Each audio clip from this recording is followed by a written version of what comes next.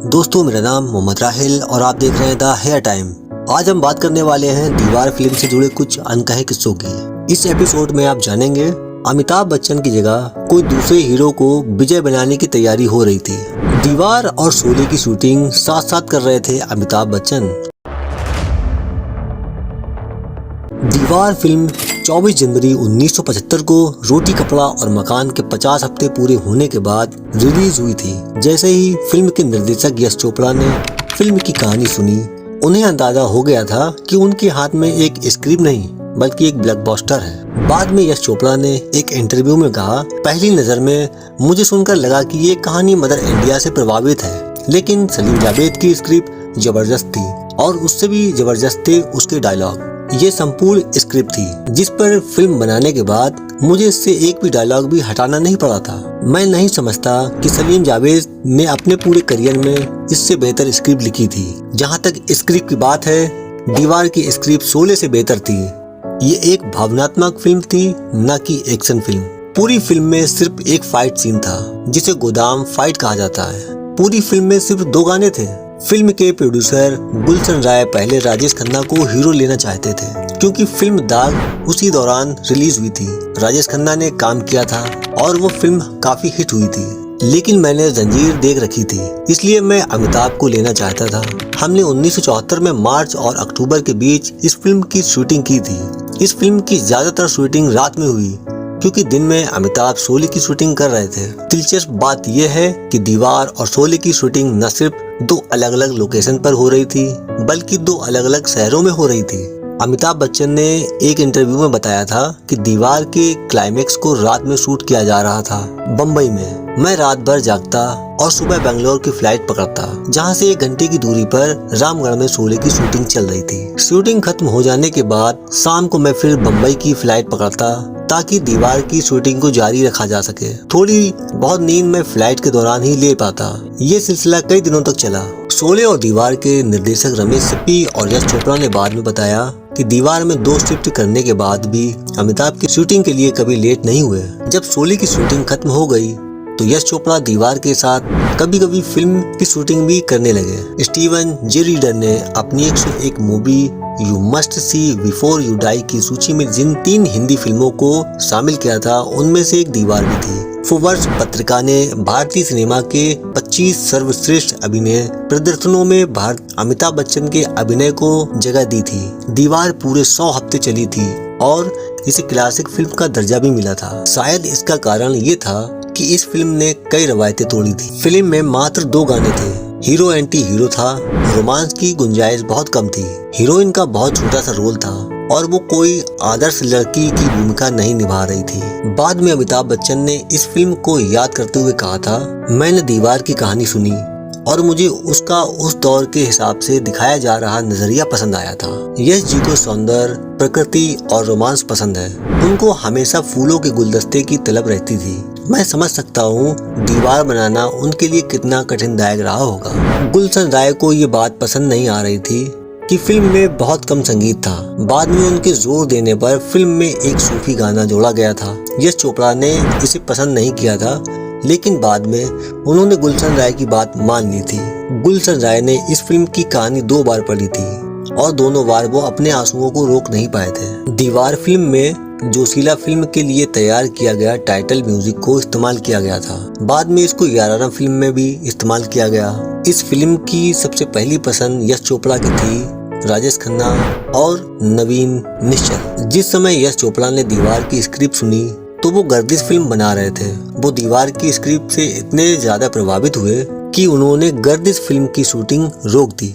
उन्हें डर था कि अगर उन्होंने देरी की तो दीवार की स्क्रिप्ट किसी और के हाथ पड़ जाएगी। यश चोपड़ा शुरू में विजय के रोल के लिए राजेश खन्ना और रवि के रोल के लिए नवीन निश्चल को लेना चाहते थे। माँ के रोल के लिए उनके जहन में वैजंती माला थी। इस बीच सलीम जावेद की राजेश खन्ना से कुछ कहासुनी हो गई और उन्होंने राजेश खन्ना को फिल्म में न लिए जाने के लिए अपनी पूरी ताकत झोंक दी। जब नवीन निश्चल और वैजंती माला ने सुना कि फिल्म में राजेश खन्ना नहीं काम कर रहे हैं तो उन्होंने फिल्म में काम करने से मना कर दिया। इसके बाद यश चोपड़ा ने विजय के रोल के लिए अमिताभ बच्चन को चुना। उन्होंने माँ के रोल के लिए वाहिदा रहमान को लगभग दे ही दिया था, लेकिन बाद में उन्होंने ये सोचकर अपना मन बदल लिया कि उन्हीं की एक फिल्म कभी कभी में वाहिदा रहमान अमिताभ बच्चन के प्रेमी की भूमिका निभा रही थी। शायद दीवार में दर्शक उन्हें अमिताभ बच्चन की मां के रोल में ना पसंद करें। एक आलोचक ने फिल्म की कहानी में कई नुक्स निकाले थे। कहानी की थीम बल्कि इसको बनाने का ढंग भी बहुत कुछ मदर इंडिया से लिया गया था। फिल्म फ्लैशबैक में चलती है। पति के बिना माँ को अपने दोनों बच्चों को पालने में बहुत संघर्ष का सामना करना पड़ा था। उसका एक बेटा कानून को मानता है, जबकि दूसरा बेटा कानून को अपने हाथों में ले लेता है। माँ बुरे बेटे को चाहती है, लेकिन उसे अच्छे बेटे को चुनने के लिए मजबूर होना पड़ता है। हालांकि वो विजय को बहुत प्यार करती है, लेकिन वो कानून को चुनती है। विजय धर्म को नहीं मानता, लेकिन अपनी हाथ पर लगे 786 नंबर के बिल्ले के लिए अंधविश्वासी है। आखिर में जब उसकी माँ बीमार पड़ती है तो वो उसके लिए प्रार्थना करने उसी मंदिर में जाता है जहाँ जाने से उसने हमेशा इनकार किया था। जब ये सीन फिल्माया जा रहा था तो अमिताभ ने यश चोपड़ा से अनुरोध किया था कि जब ये दृश्य फिल्माया जाए तो सेट पर उनके अलावा कोई और मौजूद न रहे। ये सीन रात में फिल्माया गया था और 15 टेक के बाद यश चोपड़ा ने इस शॉट को ओके किया था। दिलचस्प बात थी कि फिल्म के डेथ सीन के लिए कोई भी डायलॉग नहीं लिखा गया था। मेरे पास माँ है, ये डायलॉग आप सभी को याद है। मदर इंडिया में बुरा बेटा बिरजू अपनी माँ के हाथ मारा जाता है, जो कि उस फिल्म की मुख्य पात्र थी। दीवार का मुख्य पात्र बेटा विजय है। उससे मतभेद हो जाने के बाद उसकी माँ और भाई दूसरे घर में जाकर रहने लगते हैं। विजय और रवि की मुलाकात एक ब्रिज के नीचे होती है। उसकी पृष्ठभूमि में अल्लामा इकबाल का मशहूर गाना सारे जहां से अच्छा हिंदुस्तां हमारा बज रहा होता है। विजय रवि से कहता है कि वो कोई दूसरा केस ले ले। रवि कहता है कि वो अपने उसूलों के लिए दूसरा केस नहीं ले सकता। तब विजय वो मशहूर डायलॉग बोलता है, उफ तुम्हारे उसूल, तुम्हारे आदर्श, तुम्हारे सारे उसूलों को गूंद कर एक वक्त की रोटी नहीं बनाई जा सकती है। रवि, क्या दिया है तुम्हारे उन आदर्शों ने? एक 400-500 रुपए की पुलिस की नौकरी, एक किराए का क्वार्टर, एक ड्यूटी की जीप, 2 जोड़ी खाकी वर्दी। आज मेरे पास बिल्डिंग है, प्रॉपर्टी है, बैंक बैलेंस है, बंगला है, गाड़ी है, क्या है तुम्हारे पास? रवि का वो मशहूर जवाब आता है, मेरे पास माँ है। इस फिल्म से सलीम जावेद की किस्मत पलट गई। दीवार फिल्म में मंदिर वाले सीन की भी बहुत चर्चा हुई थी। जावेद भगवान शिव से रवि की नाराजगी दिखाने वाले दृश्य को याद करते हुए वह कहते हैं, जब ये सीन फिल्माया जा रहा था तो हमारी अमिताभ बच्चन से बात हुई थी। हमें लगा कि इस दृश्य में उनके बोलने के ढंग में कुछ ज्यादा ही रूखापन है, लेकिन वो मेरी बात से पूरी तरह सहमत नहीं थे। उन्होंने कहा, अगर मैं ये डायलॉग को धीमे स्वर में बोलता हूँ तो उस सीन के दौरान मुझे कहीं ना कहीं अपनी आवाज ऊंची करनी होगी। इसलिए मैंने तय किया कि मैं डायलॉग की डिलीवरी शुरू से ही ऊंची रखूंगा और धीरे धीरे उसे कम करता जाऊंगा। मैं समझता हूँ ये सोच काम कर गई। यहाँ अमिताभ बच्चन पूरी तरह से सही थे।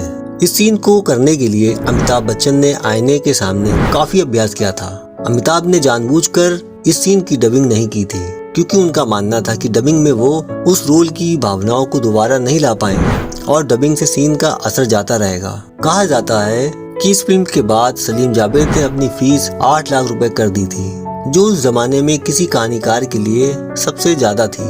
पहले जब सलीम जावेद ने यश चोपड़ा को अपनी कहानी सुनाई थी तो उन्होंने उनसे मेहनताने के तौर पर 1 लाख रुपए मांगे थे, जिसे उन्होंने देने से इनकार कर दिया था। जंजीर की सफलता के बाद उन्होंने अपना रेट बढ़ाकर 3 लाख रुपए कर दिया था, जिसे यश चोपड़ा ने खुशी खुशी देने के लिए तैयार हो गए थे। दीवार को उसके मजबूत स्त्री चरित्रों के लिए भी याद किया जाता है, जहाँ इस फिल्म में माँ की भूमिका निभाने वाली निरूपा रॉय अपने अपराधी बेटे को अस्वीकार कर देती हैं। गैंगस्टर विजय की गर्लफ्रेंड अनीता खुलेआम शराब और सिगरेट पीती है, बल्कि गर्भवती भी हो जाती है। इस फिल्म में डाक वाले सीन के लिए अमिताभ बच्चन की अपनी कमीज बांधने की भी एक दिलचस्प कहानी है। जब उनको उस सीन के लिए एक कमीज पहनने को दी गई तो उन्होंने पाया कि वो कमीज जरूरत से ज्यादा लंबी थी और उनके घुटने तक आ रही थी। तब उन्होंने उसी कमीज को बांधकर फिल्म की शूटिंग करने का फैसला किया। 70 और 80 के दशक में दीवार उन 13 फिल्मों में से एक थी जिसने पूरे भारत की हर टेरिटरी में 1 करोड़ से अधिक रुपए कमाए थे। इस फिल्म में नीतू सिंह शशि कपूर की प्रेमिका बनी है, जबकि असल जिंदगी में वो अपने भतीजे ऋषि कपूर की पत्नी थी।